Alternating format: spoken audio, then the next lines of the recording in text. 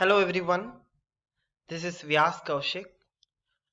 Today in this video we'll be discussing about computer graphics.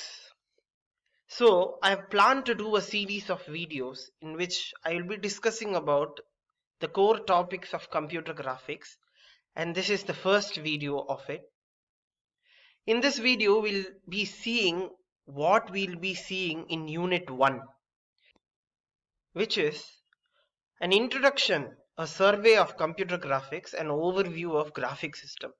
In this topic, we'll see in which places computer graphics are used, the applications where computer graphics are used, like entertainment, visualization, etc.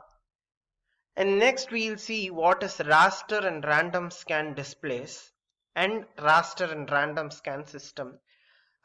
These two are mainly display devices. We'll see how they will operate in detail in the upcoming lectures.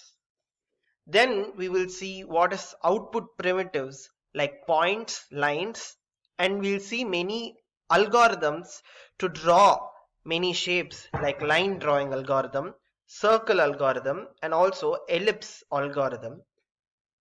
And next we'll see what is pixel addressing. How do we name a pixel? If a point on a screen is present in your window, then how we'll name it in x and y coordinates. So we'll see that.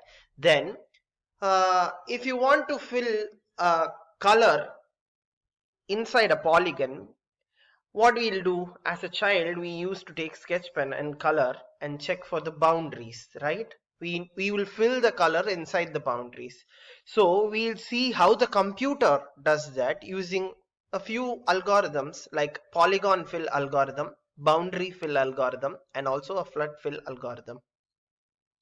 Next, finally, we will see attributes of output primitives. So attribute is like, we've seen what are output primitives like points, lines. In attributes, we'll see the width of the line, the color of the line, so the type of the line, we'll see those things in attributes of output primitives.